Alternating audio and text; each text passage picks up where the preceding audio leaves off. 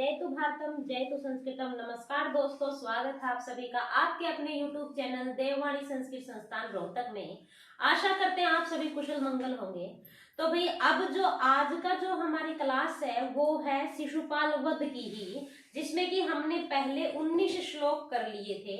अब हम 20वें श्लोक पर आते हैं और पाठ्यक्रम जो था यानी कि हमारी जो विषय वस्तु थी वो यही थी कि शिशुपाल वध के सर्ग में देवऋषि नारद जो हैं इंद्र का जो संदेश है वो आकाश मार्ग से पृथ्वी तल पर द्वारका नगरी में श्री कृष्ण के पास लेकर के आ रहे थे उस संदेश को। और वो संदेश ये था कि श्री कृष्ण को अब शिशुपाल का वध करना था। तो जाहिर सी बात हमारा विषय भी शिशुपाल वध है। और इसके अतिरिक्त जो है इसके जो रचयिता हैं वो कौन है, महाकवि माघ हैं। और इसमें वंशस्थ छंद का प्रयोग किया गया है। इसके अतिरिक्त इसमें जो है पहले 10 श्लोकों में उपमा अलंकार भरपूर मात्रा में है, क्योंकि श्री कृष्ण जो उन्हें देख रहे थे, जो द्वारका नगरी के जो लोग उन्हें देख रहे थे वो ऐसे देखते यानी कि उनकी उपमा कर रहे थे, यानी कि बार बार कि वो हिम पर्वत के सदृश दिखाई दे रहे हैं, चंद्रमा की किरणों के सदृश वो गौर वर्ण के दिखाई दे रहे हैं। इस प्रकार से जो है वो चीजें उपमा के साथ वो दिखा रखी थी। ठीक है, तो पहला तो श्री कृष्ण है वो कैसे पर्वत के समान है और जो देवऋषि नारद हैं वो हिमालय पर्वत के समान है, ऐसा जो है वर्णन यहाँ पर मिला था। अब देखो जो श्री कृष्ण की जो कांति है, यानी कि उन्होंने क्या किया कि देवऋषि नारद को सत्कार के साथ आसन दे करके बैठा दिया, पीछे जो हमने पढ़ा उसमें। अब जो है देवऋषि नारद के कथनानुसार श्री कृष्ण जिस आसन पर स्वर्ण वर्ण के आसन पर, सोने के आसन पर बैठे हैं और उन्होंने खुद पीले जो है अंबरों को, वस्त्रों को उन्होंने धारण कर रखा है।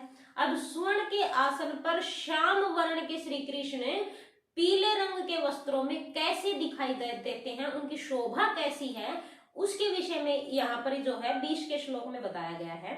तो देखो, सतप्त आर्त स्वर भास्वर अम्बर है, कठोर ताराधीप लांछन छवि, विधि धुते वाडव जात वेद सह, शिखाभिरा आश्लिष्ट इव अम्बसा निधि। सह यानी कि वह श्री कृष्ण, क्योंकि जाहिर सी बात है श्री कृष्ण के विषय में है। तो श्री कृष्ण तप्त कतीश्वर भास्वर अम्र, तप्त यानी कि तपे हुए, कतीश्वर यानी कि सोने के समान, तपे हुए सोने के समान, भास्वर अम्बर है यानी कि सुंदर, जो अम्बर यानी कि पीले वस्त्रों को वस्त्र वाले, यानी कि तपे हुए, तप्त कतीश्वर यानी तपे हुए सोने के समान, भास्वर अम्बर यानी भास्वर वर्ण यानी कि पीले अम्बर वस्त्रों वाले, कठोर ताराधिप, कठोर यानी कि पूर्णतः, ताराधिप ताराओं का अधिपति कौन है, तारों का अधिपति है श्री कृष्ण, तारों का अधिपति है चंद्रमा, है ना।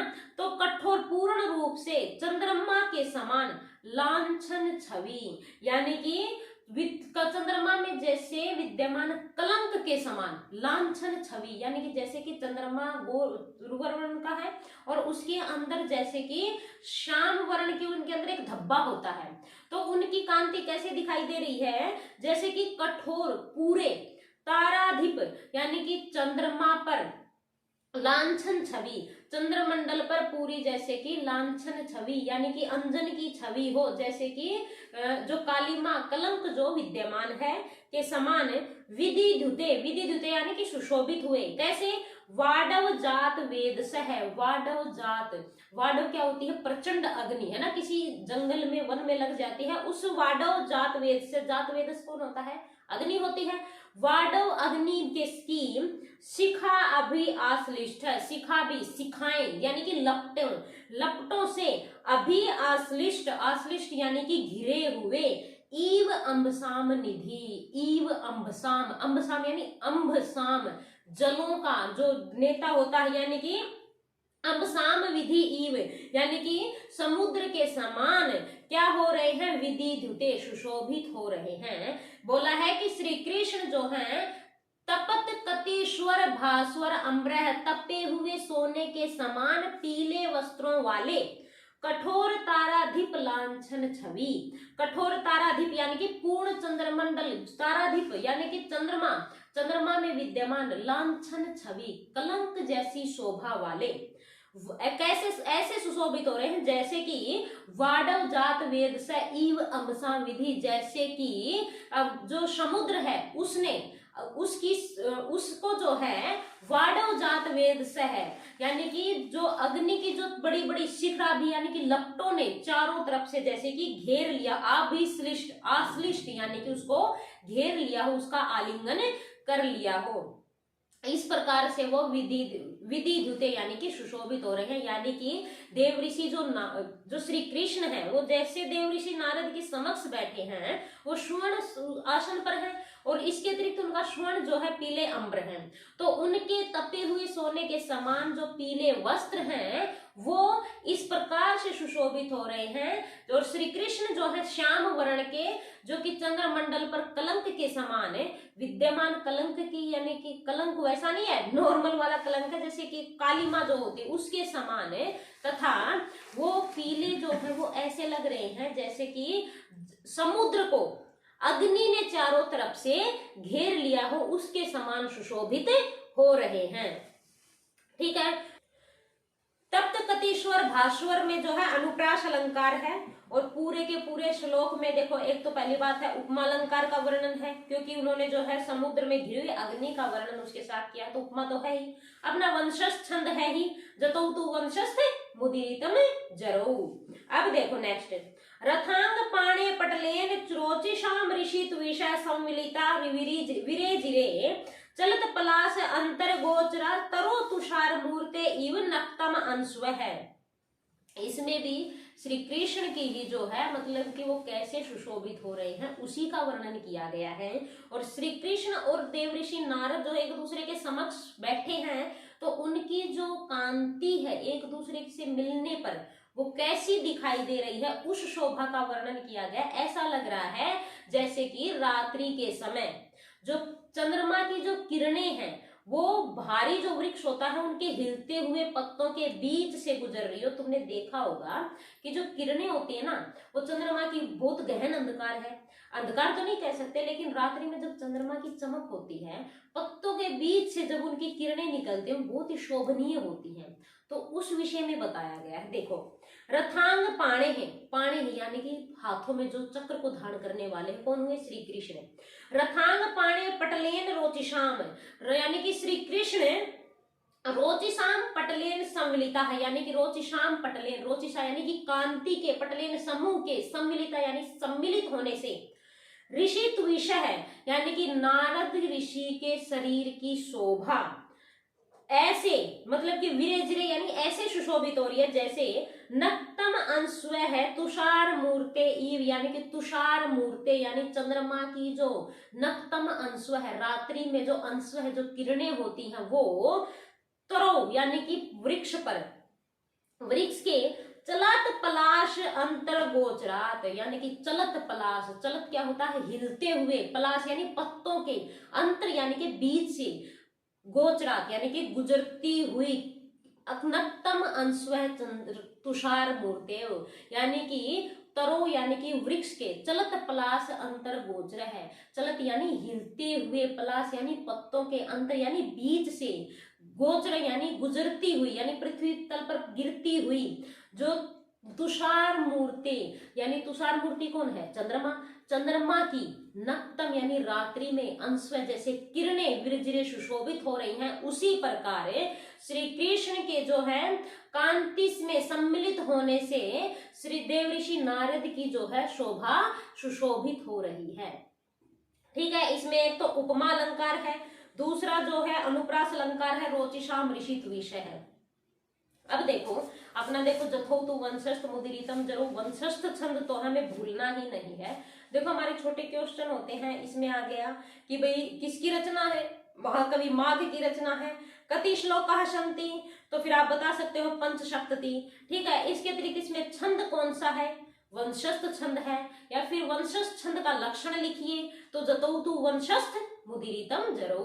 अब इसके अतिरिक्त जो है इसमें पूछ लिया जाए कि भी प्रथम सर्ग का नाम किम अस्ति, प्रथम सर्ग नाम किम अस्ति, यानी कि इसका प्रथम सर्ग का नाम क्या है? तो हम लिखेंगे कि जो श्री कृष्ण नारद संभाषणम, इसके पहले सर्ग का नाम है कृष्ण नारद संभाषणम।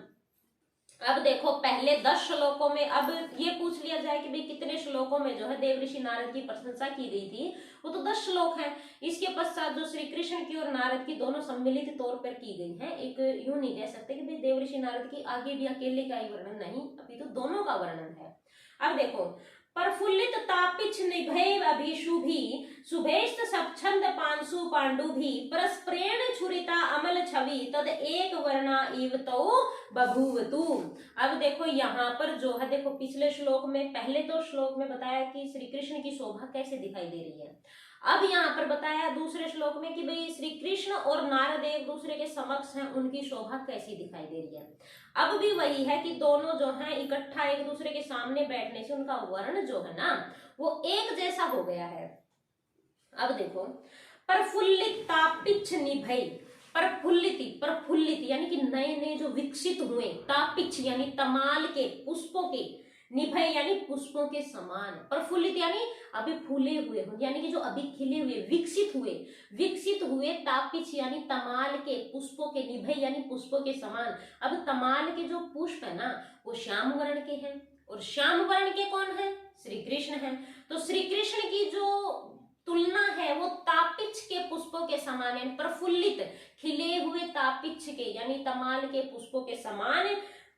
अभिशुभि शुभैश्च, अभिशुभि शुभैश्च यानी कि मनोहारी, शुभैश्च किरणों वाले, किरणों की, सप्त छंद पांशु पांडु भी, सप्त छद के जो पुष्प हैं उनके, पांडु भी यानी कि गौर वर्ण के। अब जो है सप्त छद की तुलना किससे की गई है? देवऋषि नारद से की गई है।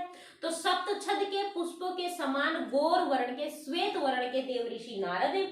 परस्प्रेण छुरिता, परस्प्रेण यानी कि आपस में, छुरिता यानी कि मिलने से, आपस में मिलने से, अमल छवि, अमल, मल होता है गंदी, अमल यानी कि जो निर्मल हो, निर्मल छवि कांति वाले, तब एक वर्णा इव तौ यानी कि वो दोनों, बभूवतु हो गए, कैसे हो गए? एक वर्णा इव यानी कि वो दोनों, एक तो सप्तछद के पुष्पों के समान गौर वर्ण के, और एक जो है तमाल, तापिछ जो है उनके पुष्पों के समान श्याम वर्ण के, दोनों मिलने पर एक ही वर्ण के बभूवतु यानी कि हो गए, यानी कि उनकी कांति जो है निर्मल हो गई, दोनों एक ही जैसे दिखाई देने लगे। अब देखो पहली पंक्ति में क्या है? उपमा अलंकार है, दोनों में ही है कि भी सप्त छद पांशु पांडु है, और उसमें क्या है, क्योंकि सप्त छद पांशु जो है वो देव ऋषि नारद के लिए है, और जो तमाल के लिए है ना, तापिछ है, वो किसके लिए? श्याम वर्ण के श्री कृष्ण के लिए है। तो दोनों में क्या है? उपमा अलंकार है। वंशस्थ छंद तो है ही, इसके अतिरिक्त जो है इसमें संभावना दिखाई दी है, ठीक है ना, संभावना है अंतिम पंक्ति में कि भी दोनों एक वर्ण के जैसे ही लग रहे हैं। तो क्या है इसमें? उत्प्रेक्षा अलंकार, जहां पर संभावना दिखाई दे वहां पर क्या होगा? उत्प्रेक्षा अलंकार होगा। अब देखो, अब देवऋषि नारद के आने से श्री कृष्ण जो है इतना खुश हुए हैं कि वो अपने अंदर उस खुशी को समाहित नहीं कर पा रहे हैं। वो श्री कृष्ण जो कि पूरे के पूरे संसार में, पूरे के पूरे संसार को जिन्होंने स्थिर कर रखा है, और जिन्होंने जो है उनकी समय समय पर होने वाली प्रलय काल तक जो आत्माओं को अपने शरीर में समा रखा है, उन श्री कृष्ण के अंदर जो है, उनके शरीर में देवऋषि नारद के आगमन का जो सुख है, जो प्रसन्नता है ना, वो समाहित नहीं हो रही। यानी कि जब देखो हमारे घर में कोई ऐसा मेहमान, कोई ऐसा प्रश्न आ जाए जो चहेता हो, तो हम क्या करते हैं? उसके आगे पीछे ऐसे घूमते रहते हैं जैसे कि पता नहीं हमें क्या मिल गया है ना। तो वैसे ही जो है श्री कृष्ण जो है देवऋषि नारद के आगमन से बहुत ज्यादा खुश हुए हैं। देखो कैसे? युगांत काल प्रति संहृत आत्मनो जगन्ति यश्याम सैविकाशाम आसत तनो ममु तत्र न कैटब द्विष तपोधना अभि आगम संभव मुदः है। मुदः होता है प्रसन्नता।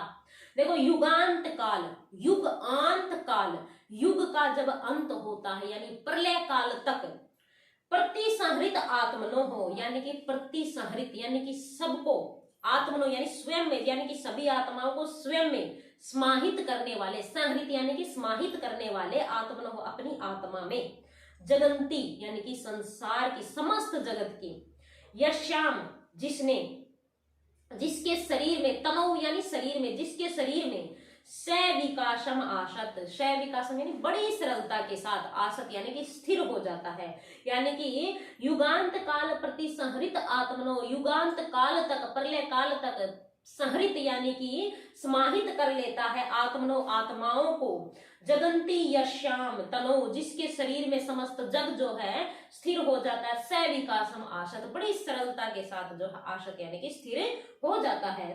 ममु तत्र न मुद है, ममु तत्र, तत्र यानी कि वहां, उसके शरीर में, उस श्री कृष्ण के वहां, ममु न यानी कि नहीं, ममु यानी समाहित, समाहित नहीं हो रहा है, क्या नहीं हो रहा है, मुदह यानी कि उसके शरीर में प्रसन्नता समाहित नहीं हो रही है, क्यों, कैटब द्विष है, कैटब द्विष, कैटब जो है राक्षस का वध करने वाले, द्विष यानी शत्रु का विनाश करने वाले, कौन, श्री कृष्ण, कैटब द्विष किसके लिए प्रयोग हुआ है, श्री कृष्ण के लिए, तो श्री कृष्ण तपोधन, तपोधन कौन हुआ, जो तप का धनी है, यानी कि देवऋषि नारद, अब जो देवऋषि नारद जो है, श्री कृष्ण देवऋषि नारद के अभी आगम यानी समीप आने पर, संभवा उत्पन्न हुए, मुदह प्रसन्नता को, न ममु, न ममु यानी कि वहां पर समाहित नहीं कर पाए, यानी कि वो इतने प्रफुल्लित हो गए कि इतनी आत्माओं को, संपूर्ण संसार को जो बड़ी सरलता से स्थिर कर लेते हैं, अपने अंदर समाहित कर लेते हैं, वो श्री कृष्ण कैटब द्विष है,